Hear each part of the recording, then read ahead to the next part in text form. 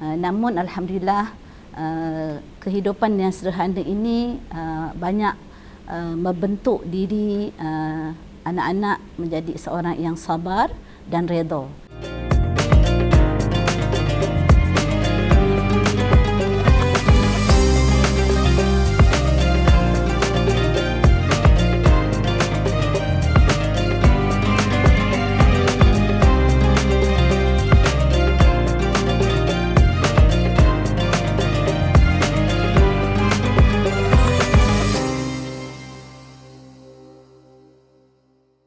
Assalamualaikum warahmatullahi taala wabarakatuh. Alhamdulillah, ana Zuraidah binti Aman, guru bahasa Arab di Sekolah Menengah Islam Hidayah. Alhamdulillah, ana telah berkhidmat di sekolah ini selama lebih kurang 32 tahun. Suami bernama Nik Muhammad Azam bin Dik Wajiz, bekas mudir guru besar Sekolah Rendah Islam Hidayah. Ana dikurniakan 7 orang cahaya mata. Kehidupan kami sederhana, alhamdulillah. Gaji di Sekolah Hidayah mencukupi, dan suami pendapatan pun tidak begitu besar. Namun alhamdulillah, kehidupan yang sederhana ini banyak membentuk diri anak-anak menjadi seorang yang sabar dan redha.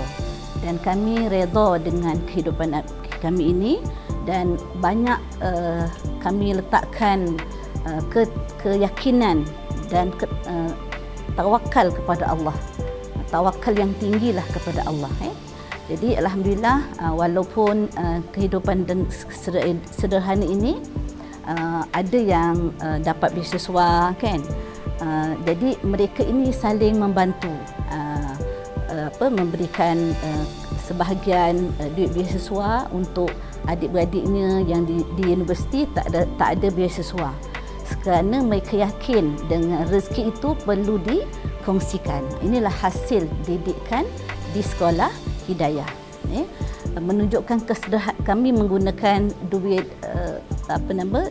gaji itu dengan sebaik mungkin, membeli apa yang perlu sahaja, sehingga kan salah seorang anak yang berada di universiti memakai pakaian yang sama, kitaran baju yang sama. Contohnya hari Ahad pakai baju warna kuning contohnya, sehinggalah hari Khamis. Dan ada kawan yang menegur pula, kan, dah kenal daripada jauh, anak-anak jalan ni dah kenal dah. Tentu ini anak kawan dia yang bernama begini, kan, sebab kitaran baju yang sama. Itu menunjukkan maksudnya mereka lebih redha begitu. Yang pentingnya dapat belajar di universiti tersebut.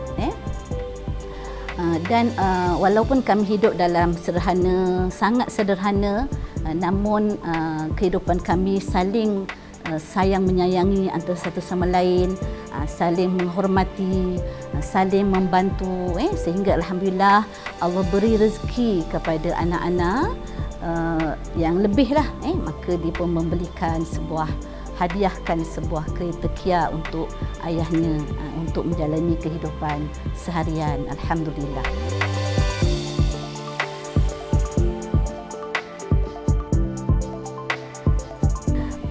Di antaranya bolehlah dibahagikan kepada 3. Yang pertama dari sudut tarbiyah. Jadi sekolah kita amat mementingkan tentang tarbiyah, sama ada tarbiyah pembangunan diri pelajar dan juga guru-guru, di mana antara program yang diambil berat dijalankan di Sekolah Hidayah ialah usrah, kan, daurah, mabit dan sebagainya. Malah bukan itu sahaja, Sekolah Hidayah juga membuat program Rauma, iaitu keprihatinan kepada ummah seluruh dunia. Jadi contohnya seperti negara di Palestin, kesusahan mereka, di Syria, di Yaman dan sebagainya, maka MPP sekolah ini telah mengumpulkan dana, memungut dana sama ada daripada mereka sendiri dan juga kepada ibu bapa, dan dana ini disalurkan kepada mereka-mereka umat Islam yang berada di luar negara sana. Jadi awal lagi mereka ni dah dididik dengan keprihatinan kepada umat Islam seluruhnya. Dan begitu juga dengan asnaf.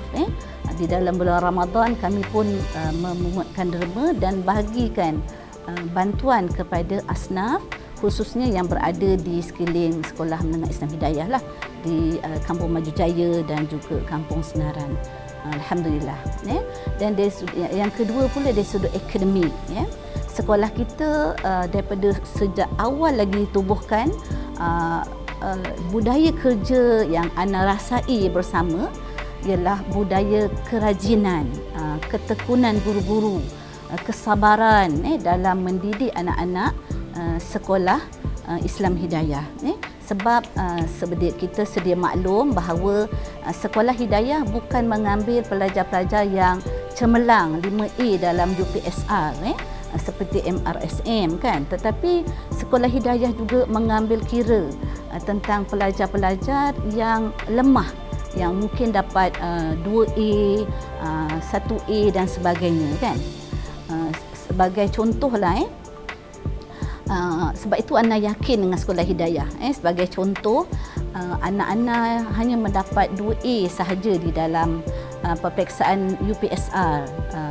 Namun begitu, dengan berkat kegigihan guru-guru, kesungguhan pelajar itu sendiri dan kerajinan guru-guru membuat kelas tambahan, kadang-kadang tak sampai ke malam, tidak berkira tenaga, masa dan sebagainya.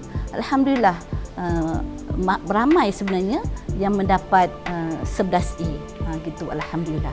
Jadi sebab itulah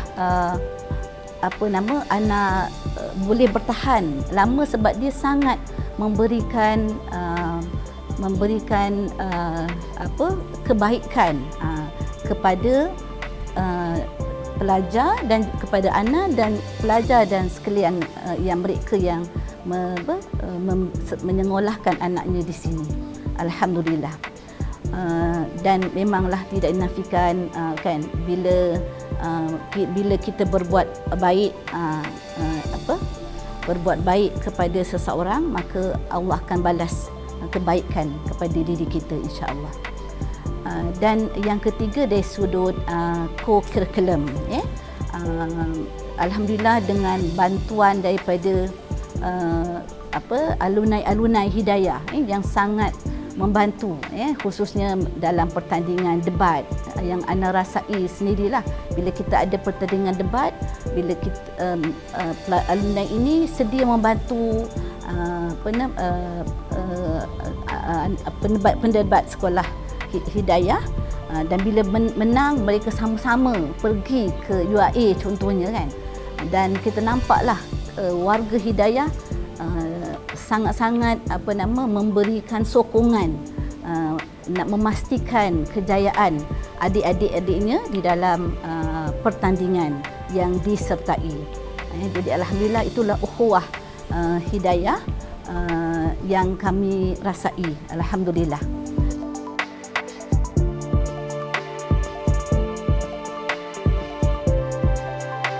Mana kita bekerja, tentulah kita akan menghadapi cabaran, tetapi yang ana rasakan sangat cabaran itu ialah ketika isu COVID ini. Sebagai seorang warden, kita sedia maklumlah bahawa bila kita menjaga anak-anak asrama, penumpuan kita kena lebih dan lebih teliti lagi di masa COVID ini, sebab kita tak nak pelajar pelajar dijangkiti dengan COVID-19 ini. Sebab bila dah terkena, walaupun kita telah berusaha membuat gelembung asrama, tapi qadarullah ada juga terkena.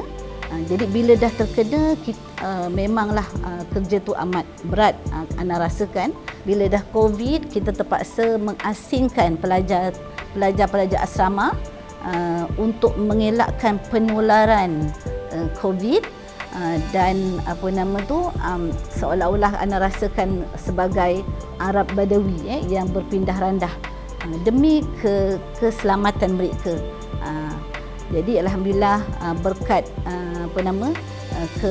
kecekapan dan keprihatinan pengetua serta kerjasama yang padu daripada staf Hidayah, guru dan KBA, serba sedikit meringankan tugas dan bebanan seorang warden.